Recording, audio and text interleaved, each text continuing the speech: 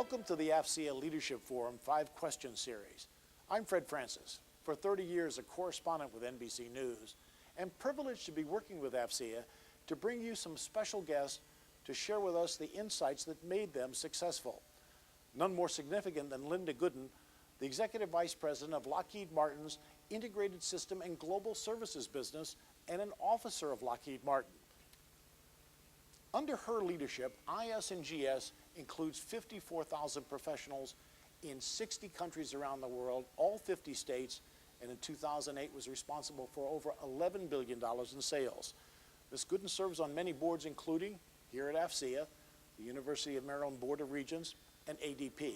And not surprisingly, Mrs. Gooden was featured as one of Black Enterprise Magazine's 100 most powerful executives in corporate America in 2009. Ms. Gooden, thank you very much for joining us. Let's begin. What would you describe as the characteristic in an individual that marks that person as a potential leader? Thanks for inviting me. When I think of leaders, I think of 4 characteristics. I think first of someone who can create a vision. In our company, we call it shaping the future. I think about that same individual being able to inspire the team to then adopt that vision and implement that vision. And then we look for leaders who really have passion around that vision and demonstrate that passion. And most importantly, particularly today, we look for individuals who have high integrity and ethics, because that's so important to model as a leader. So what's the most important skill that you look for in a leader? I think it's agility. I think that when we talk about leadership and we talk about all of the change, particularly I'm in the technology world, that agility is key. Being able to recognize that things are changing, whether it's technology, whether it's the threats for the nation, whether it's a new set of requirements from a customer, and that leader being able to then develop those strategies, develop that vision, and then take that forward to the employees to execute. It's not being left behind, agility, not to be left behind. You're talking about to be as part of a vision. As part of the vision, being agile, being able to adapt to changing market conditions, being able to adapt to changing technology, being able to adapt to changing market conditions, and that way you stay at the forefront of what's going on and you're able to continually grow and improve as an organization. What do you look for?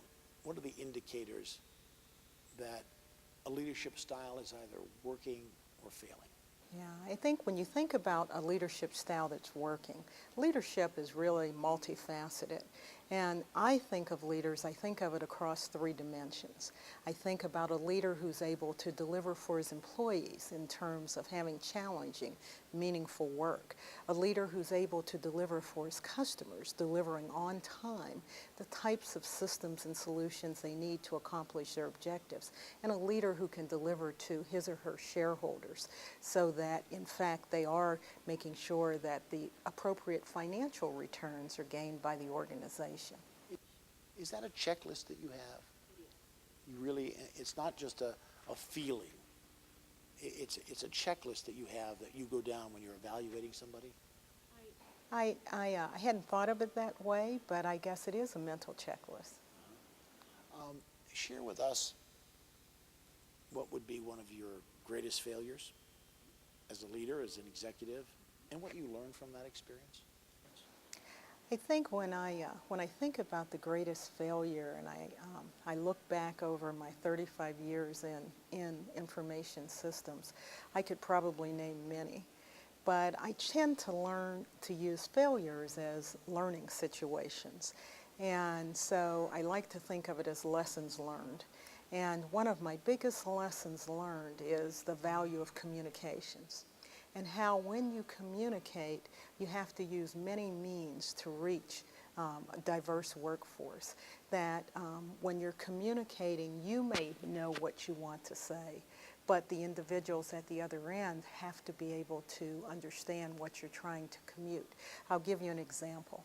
You know, in 2000 or 2001, we bought a company. It was actually my first acquisition. We purchased the OAO company. And it was roughly the same size as the organization I was running. And we did similar things, and we had a similar culture. And we didn't realize that the communication methods that we were using, that we were quite accustomed to, you know, just sending out an email distribution, was not the communication method that their team was used to. They were used to having more hands-on communication, having more interaction with the senior leadership team, because it was a privately owned company. And one of the things that I learned from that is that, you know, A, the importance of culture, but B, how communication is really in the receiver's eyes. And to be effective, the receiver has to benefit from the communication. How long did it take you to catch that? Probably the first 90 or so days of the acquisition, when, you know, I went out and did all hands meetings, and, you know, a number of the people said, "Whoa, this was great, you know, you told us what's happening." And I thought, you know, we've sent out many emails, you know, and I realized it was really that interaction that was necessary. So subsequent acquisitions, 10 or so acquisitions, we changed our communication style and plan, and we're able to reach people much more effectively, much more quickly. Would you name for us one of your heroes, or a couple of heroes throughout your career, and what was it about that person or persons that made them so? I guess my answer will probably surprise you, but I think we all stand on the shoulders of giants. And my first hero was my mom.